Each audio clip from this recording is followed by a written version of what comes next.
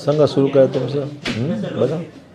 Sir, एक तर आज नांदेड जिल्ह्यामध्ये संभाजीराजे यांनी मोठा मेळावा घेतला आणि त्यामध्ये त्यांनी म्हटलंय की अजूनही मराठा समाजाच्या मागण्या होताना दिसत नाही. त्यातल्या त्यात नांदेड हा तुमचा जिल्हा आहे, त्या ठिकाणी तुमच्यावरती सुद्धा त्यांनी काही विधानं केलेली आहेत. आज खासदार संभाजीराजे यांच्या नेतृत्वाखाली मराठा समाजाच्या विविध मागण्यासंदर्भामध्ये नांदेड येथे एक आंदोलन म्हणा, मेळावा म्हणा, बैठा सत्याग्रह म्हणा, असा तो त्या ठिकाणी झाला. मला एवढंच सांगायचं आहे की मला संभाजीराजेंच्याबद्दल नितांत आदर आहे आणि त्या आदराला लक्षात घेऊनच मी त्यांनी जी काही व्यक्तिगत टीका माझ्यावर जी काही केली असेल किंवा केली आहे त्याबद्दल मी कुठल्याही प्रकारचं व्यक्तिगत पातळीवर उत्तर त्यांना देणार नाही. कारण की माझे त्यांचे संबंध आजपासून नाही तर माझ्या वडिलांपासून राजेंच्या घराण्याशी संबंध राहिलेले आहेत. त्यामुळे व्यक्तिगत पातळीवर त्यांनी केलेल्या टीकेला मी कुठल्याही व्यक्तिगत स्वरूपात किंवा टीका असं मी उत्तर देणार नाही, हे मला मुद्दाम सांगितलं पाहिजे. परंतु मला हेही नमूद केलं पाहिजे की ह्या सगळ्या आंदोलनाच्या पार्श्वभूमीवर आजचं आंदोलन जे आहे हे संभाजीराजेंना कदाचित माहीत आहे की नाही मला माहीत नाही, परंतु भाजप प्रणित आंदोलन राज्याच्या अनेक ठिकाणी करण्याचा प्रयत्न भाजपने सुरू केलेला आहे. आणि डॅमेज कंट्रोल एक्सरसाइज म्हणजे संसदेमध्ये झालेलं एकंदरीत सर्व बॅकग्राऊंड, संसदेमध्ये भाजपची असलेली भूमिका मौन धारण करण्याची, आणि संभाजीराजे एकमेव असे राज्यसभेतले सदस्य होते की ज्यांना बोलायलासुद्धा प्रतिबंध करण्याचा प्रयत्न झाला. शेवटी विरोधी पक्षाच्या नेत्यांनी आग्रह धरल्यानंतरच संभाजीराजेंना त्या ठिकाणी बोलू दिलं गेलं होतं. आणि लोकसभेत भाजपचा एकही सदस्य महाराष्ट्रातला या म्हणजे मराठा समाजाचा या बाबतीमध्ये बोलू दिलं नाही त्यांना किंवा ते बोलले नाहीत, ही वस्तुस्थिती आहे. त्यामुळे हे सर्व जो डाव आहे तो आता भाजपवर उलटलेला आहे आणि म्हणून डॅमेज कंट्रोल एक्सरसाइज करण्याचा प्रयत्न भाजपने महाराष्ट्रामध्ये सुरू केलेला आहे. कदाचित हे राजेंच्या कानापर्यंत आलं नसावं असं माझं मत आहे आणि म्हणून या सगळ्या गोष्टीचा त्यांनी थोडीशी माहिती बारकाईने घ्यावी अशी माझी अपेक्षा आहे. आपल्याला कल्पना आहे की 102व्या घटना दुरुस्तीनंतर आणि 50%च्या आरक्षणाची मर्यादा म्हणजे राज्याला अधिकार राहिलेले नव्हते 102व्या घटना दुरुस्तीनंतर, आणि 50%ची आरक्षणाची मर्यादा ही सुप्रीम कोर्टाने इंदिरा साहनी प्रकरणामध्ये घालून दिल्यानंतर हे सगळंच अपेक्षा होती की यावर संसदेमध्ये काही घटनात्मक त्याच्यामध्ये बदल करून ही अट शिथिल करण्याची तयारी केंद्र सरकार करेल अशा प्रकारची अपेक्षा होती. परंतु आपण पाहिलं आहे की या सगळ्या संसदेमधले झालेल्या अधिवेशनामध्ये सरकारच्या बाजूने या बाबतीमध्ये काही वक्तव्य झालं नाही. केंद्र सरकारने याच्या बाबतीमध्ये कुठलंही पॉझिटिव्ह सकारात्मक भूमिका घेतली नाही आणि म्हणून मधल्या महिना दीड महिन्याच्या कालावधीमध्ये भाजपचे नेते यावर मौन धारण करून बसले होते, काही बोलले नाहीत आणि त्याचाच प्रत्यय आपल्या संसदेमध्ये आपल्याला पाहायला मिळाला.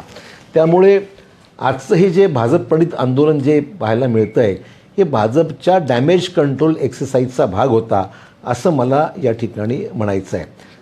आणि म्हणून मला एवढं सांगायचं आहे की संभाजीराजेंच्या बाबतीमध्ये पक्षाच्या पलीकडे जाऊन सर्वांना त्यांच्या बाबतीमध्ये एक आदराची भावना आहे, नितांत आदर आहे.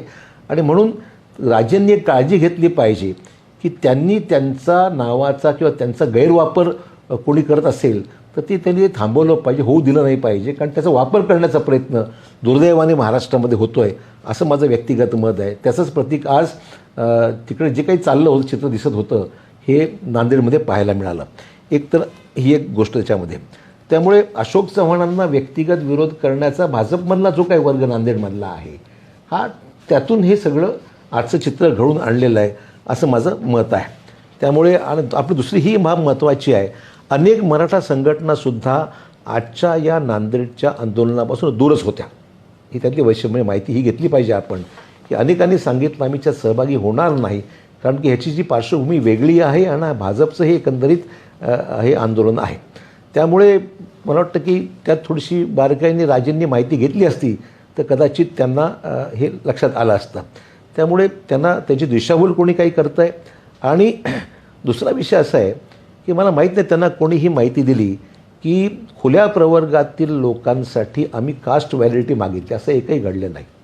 मग त्यांनी जे मुद्दे उपस्थित केले आहेत त्याच्यामध्ये मला प्रामुख्याने सांगायचं आहे, कुठल्याही ओपन समाजातील माणसाला कास्ट व्हॅलिडिटी बाबतीमध्ये विचारणा झाली. आपण सांगितलं होतं की तुम्हाला जर SCBC रद्द झाल्यामुळे पर्याय EWSचा आहे किंवा ओपनचा आहे, पण ओपनमध्ये जाण्याकरता किंवा EWSचं स्वीकारण्याकरता कास्ट व्हॅलिडिटी कोणीही सरकारी अधिकाऱ्यांनी मागितली जर त्यांनी मला सांगितलं तर त्याच्यावर तातडीने कारवाई करण्याची सरकारची तयारी आहे. परंतु असं नुसतं वेग बोलून चालणार नाही, कुठेही मागण्यात आलेली नाही, हा माझा पहिला दावा आहे. आणि दुसरं माझं मत आहे की EWSची जी काही पद्धती आहे त्यासाठी काही निकष आहेत, केंद्र सरकारने घातलेली त्याच्यामध्ये काही आर्थिक मर्यादा आहेत, तर त्या सगळ्या बाबतीत सर्क्युलर शासनाने इश्यू केलेलं आहे कशा दिलं पाहिजे. तर EWSचं सर्टिफिकेट पूर्वलक्षी प्रभावाने देण्याच्या बाबतीमध्ये सरकारचं लिखित GR काढलेलं आहे आणि त्या GR प्रमाणे ते उपलब्ध आहे. मुद्दा फक्त एवढाच आहे की याच्यामध्ये EWSच्या कंडिशन्स ज्या आहेत त्या केंद्र सरकारने घालून दिल्या, त्याचं कंप्लायन्स करावंच लागतं. कास्ट व्हॅलिडिटीचा प्रश्नच उद्भवत नाही, हे मला मुद्दाम सांगितलं. हा त्यातला पहिला मुद्दा. दुसरा, सारथी संस्थेला आपण कोल्हापुराचं उपकेंद्र ह्याचं उद्घाटन महाराजांच्या उपस्थित झालेलं आहे, म्हणजे सरकारचाच भाग आहे. सारथी नियोजन विभागाकडे जरी असलं तरी शेवटी सरकार म्हणून आपण काम करत आहोत आणि सरकार म्हणून सारथीला उपकेंद्राचं उद्घाटन कोल्हापूरला झालं. मी स्वतः होतो, मुख्यमंत्री स्वतः होते आणि अन्य लोकांच्या उपस्थितीत उपकेंद्राचं उद्घाटन त्या ठिकाणी झालं.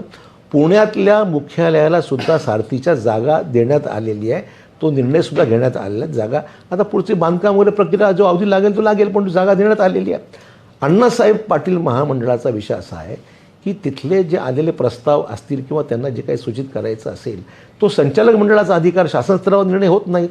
अण्णासाहेब पाटील महामंडळाअंतर्गत जे काही विषय आहेत ते महामंडळाला घ्यावे लागतात.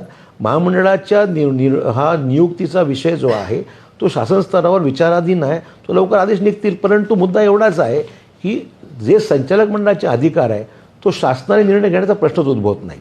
चौथी गोष्ट अशी आहे की 14 जिल्ह्यातील वसतिगृहाचा तो निर्णय आहे तो शासनाने घेतलेला आहे. बाकीच्या ठिकाणी कुठे जागा उपलब्ध होते, कुठे परवाच मला सांगायला हरकत नाही की 15 दिवसापूर्वी मी आणि महसूल मंत्री यांनी प्रत्येक जिल्ह्याचा आढावा घेतला. विभागीय आयुक्त, महसूल सचिव, महसूल मंत्री आम्ही स्वतः बसून त्या गोष्टीचा आढावा घेतला. 14 ठिकाणी जागा मिळालेल्या आहेत. त्या जागा काही आता मुद्दा एवढाच यामध्ये महत्त्वाचा आहे की कोविडच्यामुळे महाविद्यालय चालू नाही आहेत बऱ्याच ठिकाणी, पाहतो कॉलेजेस सुरू नाही आहेत, विद्यार्थी हे हॉस्टेलमध्ये जाण्या इतपत कुठे तयारी नाही आहे आणि म्हणून हॉस्टेलची म्हणजे उपलब्ध आहेच ना, हॉस्टेल 14 ठिकाणी हॉस्टेल उपलब्ध आहेत. त्यामुळे तिथे जर कोणाला ॲडमिशन घ्यायचं तर रोखलं आहे कोणी. परंतु बाकीच्या ठिकाणी प्रक्रिया तर असं आहे की जी काही प्रोसेस आहे कुठल्या सरकारने केलं, मागे झालं, आता हे काही राजकीय भाषणाचा विषय नाही ना. इथे जी कमिटमेंट आहे ती पाळत आहोत. 14 ठिकाणी उपलब्ध झाले, बाकी ठिकाणी जी प्रक्रिया सुरू आहे. जो काही अवधी काही आज सांगितलं उद्या होईल असा विषय नसतात ना, त्याला जो लागतो अवधी त्याला. पण ती महसूल मंत्र्यांनी माझं जाऊ द्या, महसूल मंत्री स्वतः त्या बैठकीला उपस्थित होते आणि महसूल मंत्र्यांच्या उपस्थितीमध्ये आढावा बैठक मंत्रालयामध्ये आम्ही घेतला आहे 15 दिवसापूर्वी. पुढचा विषय जो आहे की गुन्हे मागे घेण्यात आलेले नाहीत, जे गुन्हे आंदोलकांवर झालेत. मला हे मुद्दाम खुलासा केला पाहिजे की एक जीवितहानी झाल्याचा एक विषय आहे की ज्या ठिकाणी एक माणूस मृत्युमुखी पडलेला आहे आणि 5 लाखापेक्षा जे काय आर्थिक नुकसान अधिकचं झालं आहे, हे 16 गुन्हे आहेत. हे वगळले, कारण ह्या गोष्टीला शासनाचे जे नियम आहेत त्याच्याप्रमाणे कुठे 5 लाखापेक्षा जास्त डॅमेज झाले तर पैसे भरावे लागतात त्याला, हे नियमाचं गव्हर्नमेंटचा. किंवा एक जीवितहानी झाली, माणूस मेला आहे त्याच्यामध्ये, अशा केसेस जर वगळल्या तर जवळपास 199 खटले मागे घेण्यास यापूर्वीच मंजुरी देण्यात आलेली आहे आणि 109 खटले मागे घेण्याबद्दल सध्या विषय न्यायालयामध्ये आहेत. आम्ही कोर्टाजवळ गव्हर्नमेंटने बाजू घेतलेली आहे की 109 खटले मागे घ्या. तर तो निर्णय न्यायालयाला घ्यायचा आहे. आमची भूमिका आम्ही मांडलेली आहे. कोर्टाने निर्णय घ्यायचा आहे 109 वापस घेण्याच्या बाबतीमध्ये. सकारात्मक सरकारने भूमिका घेतली की मागे घ्या आणि 199 खटले मागे घेण्यास मंजुरी देण्यात आलेली आहे. म्हणजे राहतो प्रश्न कुठला, जे न्यायालयामध्ये राहिले ते न्यायालयाच्या प्रक्रियेचा भाग आहे. आणि जे 16 गुन्हे जे आहेत ते गुन्हे असे आहेत की जे नुकसान झालेलं आहे आणि एक जीवित ते वगळतात, ते काही करता येत नाही. त्याच्यामध्ये अडचणी आहेत, कायदेशीर अडचणी पण करता येत नाही. तर तो पुढचा मुद्दा असा आहे की राज्य सरकारने पुढे SCBCच्या बाबतीत पुढे कारवाई करण्यासंदर्भात तुम्ही काय केलं असा प्रश्न विचारण्यात आला. मला एवढंच म्हणायचं आहे की केंद्राची पुनर्विलोकन याचिका फेटाळल्या गेली, राज्याची पुनर्विलोकन याचिका अद्यापही फेटाळण्यात गेलेली नाही. ती अद्यापही सुप्रीम कोर्टामध्ये प्रलंबित आहे आणि भोसले न्यायमूर्ती दिलीप भोसले याच्या समितीने सांगितलेलं आहे की त्याचा निकाल लागल्यानंतरच पुढची प्रक्रिया जी काही आहे ती करावी लागेल. आणि ती सगळ्यात महत्त्वाची गोष्ट म्हणजे आमची अपेक्षा ही होती की संसदेमध्ये हा विषय मार्गी लागेल ना. महत्त्वाचं कसं होतं की संसदेमध्ये 102व्या घटनादुरुस्ती अधिकार तुम्ही राज्याला देत असताना तुम्ही काहीतरी त्याच्यामध्ये 50%ची अट शिथिल कराल असं आम्हाला वाटलं होतं. मग त्यामुळे संसदेचं अधिवेशन चालू होतं, हा एकीकडे हा भाग होता आणि दुसरीकडे आमची न्यायालयीन प्रक्रिया जी आहे ती अद्याप सुप्रीम कोर्टामध्ये प्रलंबित आहे. या दोन्ही एक गोष्टी आता तुम्ही नाकारलाच आहे, तुम्ही काहीच केलं नाही सुप्रीम कोर्टच्या पार्लमेंटमध्ये. तर सुप्रीम कोर्टाने निर्णय घेतल्यानंतर पुढची जी प्रोसेस आहे ती प्रोसेस याच्यामध्ये निश्चितच लक्ष घालू त्याच्यामध्ये. पण जोपर्यंत हे होत नाही तुम्हाला लिगलीसुद्धा ह्या विषयावर मार्ग काढणं, जोपर्यंत निर्णय होत नाही त्या पिटिशनमध्ये रिव्ह्यू पिटिशनमध्ये, तोपर्यंत काय करता येणार नाही. त्यामुळे मला वाटते की ह्या सगळ्या गोष्टी मी स्पष्ट केलेल्या आहेत. कुठेही त्याच्यामध्ये राजकीय मला त्याच्यामध्ये काही याच्यामागची भूमिका नाही आहे. जी भूमिका आहे प्रामाणिकपणे मी आत्ता पण प्रयत्न केलेला आहे, आगामी काळातसुद्धा मी प्रयत्न करत राहणार. संभाजीराजे माझ्यावर काही जरी बोलले असतील त्याचा राग माझ्या मनात अजिबात नाही. त्यांचं मी स्वागतच करेन, त्यांच्या सूचनेचं अजूनही स्वागत करेन.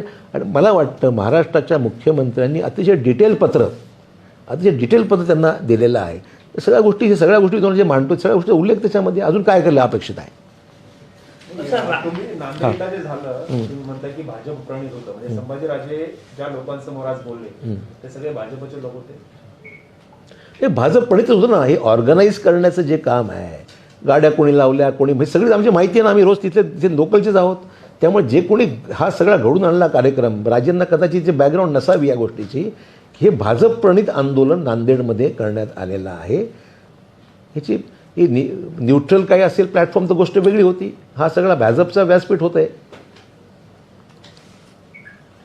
सर, दुसरीकडे राज्यपालांची भेट देखील काही संघटनांनी विनायक मेटे यांच्या माध्यमाने घेतलेली आहे.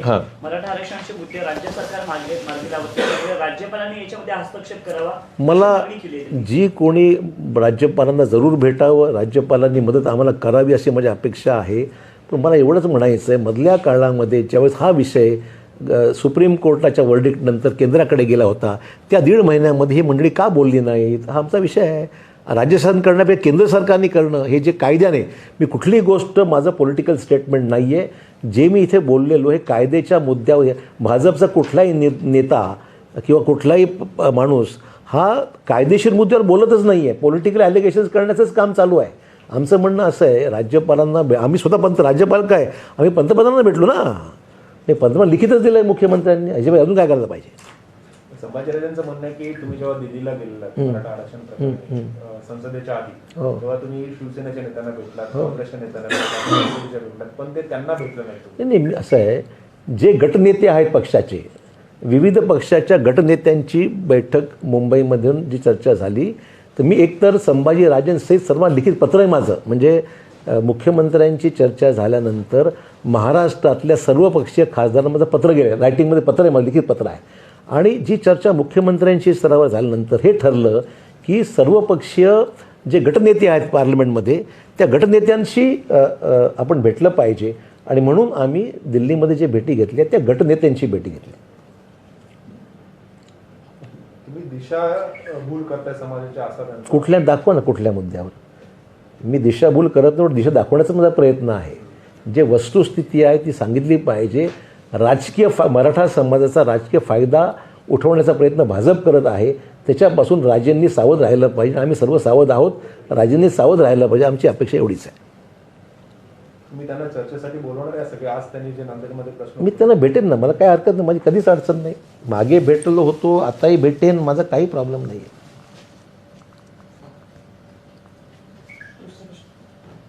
सांगा अजून काही. हो, दुसरे कुठे हेच वर बोला.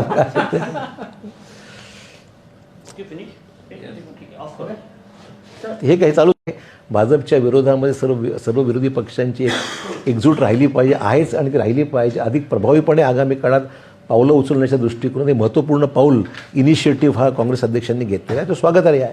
नाही, पण आपण संसदेच्या अधिवेशनापासून बघितलं तर शिवसेना आणि काँग्रेसची जवळीक अत्यंत वाढलेली आपण पाहिली. हे चांगलं आहे ना. म्हणजे राहुल गांधी आणि संजय राऊत अगदी कांद्याला कांदा लावून प्रत्येक ठिकाणी आम्हाला दिसले आणि आजच्या बैठकीत स्वतः मुख्यमंत्री सहभागी याचाच अर्थ आहे की UPA मजबूत आहे आणि राज्यातली महाविकासी आघाडी सुद्धा मजबूत आहे. शिवसेनेने प्रत्यक्ष UPA मध्ये सहभागी व्हावं असं वाटतं तुम्हाला? कारण झालं तर आनंदच होईल. UPA मध्ये अन्य पक्षसुद्धा आहेत, जे नसतील त्यांनी सामील झालं तर विरोधी पक्षाची जी काही एकजूट आहे ती अधिक मजबूत होईल.